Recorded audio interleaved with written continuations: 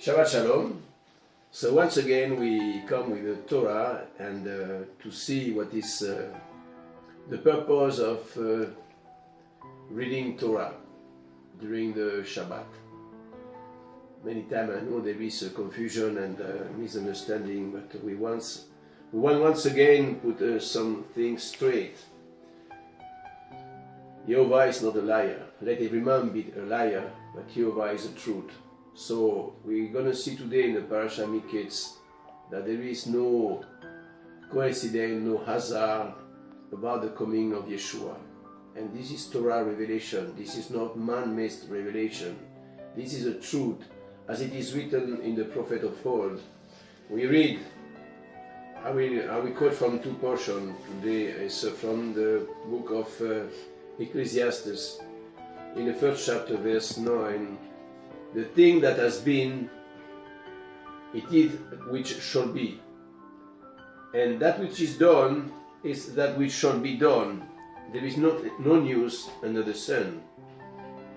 Is there anything whereof it may be said, see, this is new? It has been already of all time, which was before us. There is no remembrance of former things, neither shall there be any remembrance of that are to come with those that shall come after. And in the prophet Isaiah says in the chapter 46, verse 9 and 10, remember the former things of old, for I am Elohim, there is none else. I am Elohim, there is none like me, declaring the end from the beginning and from ancient times, things that are not yet done, saying, my counsel shall stand, and I will do all my pleasure. You see here, Jehovah said through the mouth of Yeshayahu that he is the one who speaks from the beginning. This is why Torah is to reveal the truth that is in Yeshua HaMashiach. And I know especially in the Philippines that there is a lot of struggle concerning the so-called teacher of the Noahide law, and bring a lot of trouble among believers. So this is a point which we should consider, and we will see that Yeshua is revealed for those who love Elohim, and it is hidden for those who try to put Yeshua out of the truth. So the Parashah Miketz is a parasha concerning the life of Joseph. And this is a shadow of things to come. So let's open our heart to see what Elohim has embedded in His Word, to see that Joseph is a shadow of Yeshua. Here in the Parashah Miketz, it is come that Joseph, after his long life struggle, 20 years and 2 years in jail, has been raised at the right hand of Pharaoh. Pharaoh is called also God on earth in the Egyptian world. And we have seen in the last parasha how Pharaoh set Joseph at his right hand, which is the shadows of Yeshua sitting at the right hand of Elohim in heaven. But much more, we have to see that Joseph was married in Egypt, the pagan world, with a pagan woman, Asenat, which represent the world of Christianity. And you may ask why, but it is so. It is that Joseph, like Yeshua, went into the pagan world to restore the house of Jacob.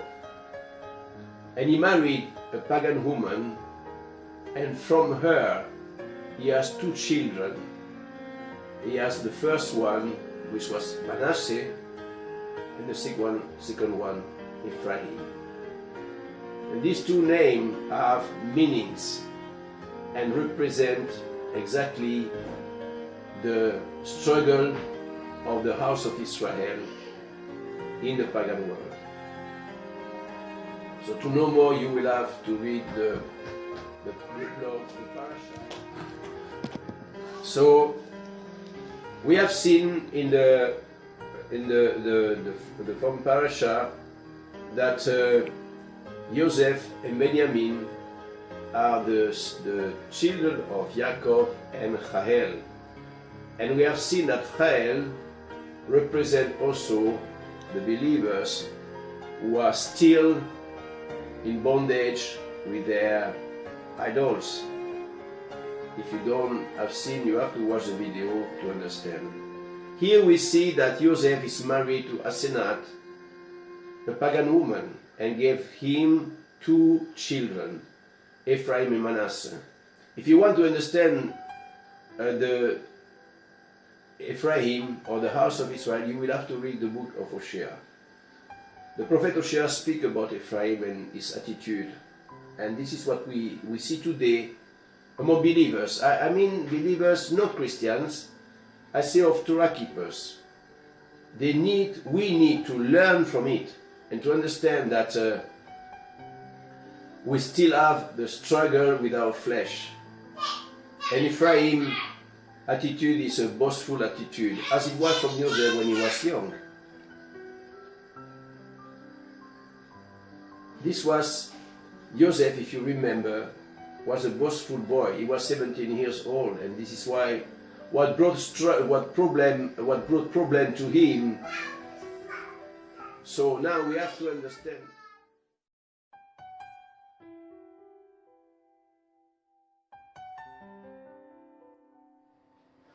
So, Shabbat Shalom, everybody.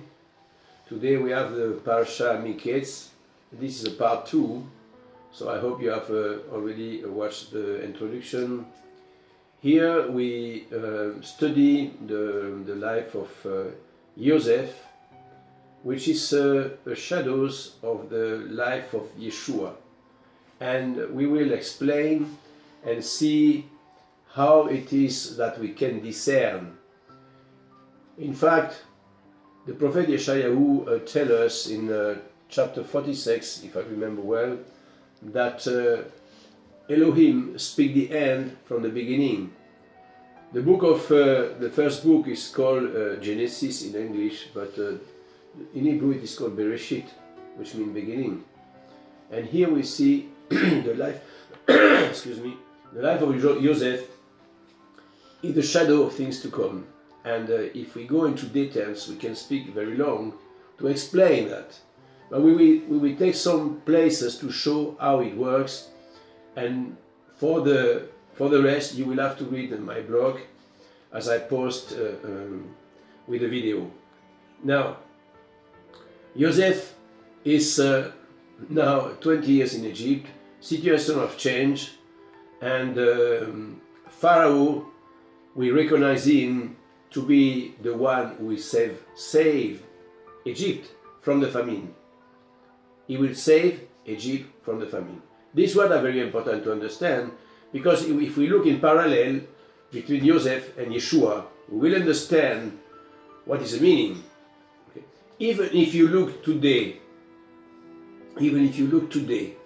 in the tradition of Judaism, you will find text which will tell you that Joseph is the shadows of the coming Mashiach. They don't say Yeshua, they say the coming Mashiach. And they see the two Mashiach in the life of Joseph. The suffering servant, which is the son of Joseph, David's son of Joseph, Messiah's son of Joseph, and the triumphing Messiah, the son of David. So this is not something new, but this is new in the perspective of the Brit Hadasha. This is where we have to look. We who believe that Yeshua is Mashiach, we can see clearly the work which is foretold to us in this parasha and the parasha to come, and the first parasha concerning Joseph. So here we have the confrontation now, the famine. Yaakov in Canaan has no food. He sent his children to Egypt, and he sent them to get corn to eat. So, and they appeared before Joseph, not knowing that he is their brother. You see how interesting it is that Judah today do not recognize Jesus because he's a pagan. Jesus is a pagan. He behaves among the Christianity, which is a word of paganism. But if you remember, we spoke that Joseph was married to Asenath. Asenath was a pagan woman. She was a goddess. She was living in Egypt and among pagans. This Asenath represents the mother of Christianity. Christianity which is in idolatry, making this Jesus a man God, which is not.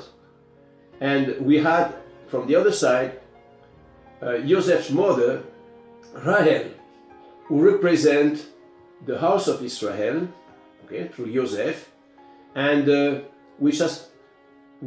was in need to be free from idols. If you remember the Parashah, if you have watched the video, I explained that Jacob told his children before they enter Canaan to remove the idols. This is very interesting. This shows us that the house of Israel, before coming back, or the children of Jacob, before coming back to Israel or to the land of Canaan, will have to be free from idols. This is a process, it's a lifelong process. So here we have now Joseph in Egypt. He has been put in place beside Pharaoh, at the right hand of Pharaoh, which is representing God on earth. Indeed, Pharaoh was recognized like a god. You know, there was in Egypt, there was many gods, not only one, but he was God on earth. So he put Joseph at his right hand, and we see that this is a shadows of Yeshua sitting at the right hand of the Father in the heavens. Now, Joseph will receive his brother, and he will provide for them. He will provide the food they need. I want to cut something which is very interesting concerning the brethren and concerning the conscience of what they have in this situation. In the Bereshit or the Genesis chapter 42, we read in verse 21, they say one to another, we are very guilty concerning our brother, which is Joseph, in that we saw the anguish of his soul. Remember, they saw the anguish of Yeshua when he died on the stake. When he besought us, and we will not hear. Therefore is this distress come upon us. Here the word distress is the same word for tribulation. Now, if we look here in the chapter of the Yirmiyahu or the Jeremiah, in the chapter 30, we see something very interesting. Okay? And the same situation. Thousands of years later, situation has not changed. Judah is working the same way. Ephraim, the house of Israel, is working the same way. And it goes on until Jehovah will bring the thing to change. Here we read, okay, for lo, the days come, says Jehovah. This is Yirmiyahu chapter 30, from verse 3 to verse 7. For the day comes, says Jehovah, that I will bring again the captivity of my people Israel and Yehudah. We see there is two groups. We have here Israel, which is the house of Israel, and Judah, says Jehovah, and I will cause them to return to the land that I gave to their fathers, and they shall possess it. So Jehovah make a promise by the mouth of Yirmiyahu that he will bring the children of Israel back to the land to possess it. And these are the words that Jehovah spake concerning Israel and concerning Judah, two groups. For thus say Jehovah, we have heard a voice and trembling of fear and not of peace. No peace to expect. Ask you now and see whether a man does travel with child.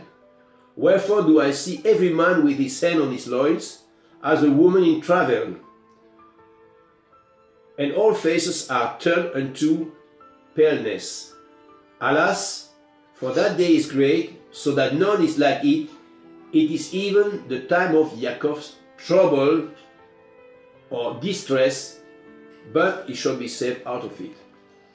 So here we have the parallel between the situation Judah facing a man in Egypt who has a power over them, who can decide whatever he wants, and we have the shadows of Yeshua sitting on the right hand of the Father. And we will see in the next parasha that Joseph is not involved with his own vengeance or the idea to punish them because they have done that to him. Indeed, Joseph spent 20 years outside of his house, the household of his father. He was no more there like that, you see. But Joseph didn't have the heart of vengeance because he was able to recognize who was at work, that he was Jehovah. We will see that in the next parasha, the Parashah Vaishak. And Vaigash, pardon.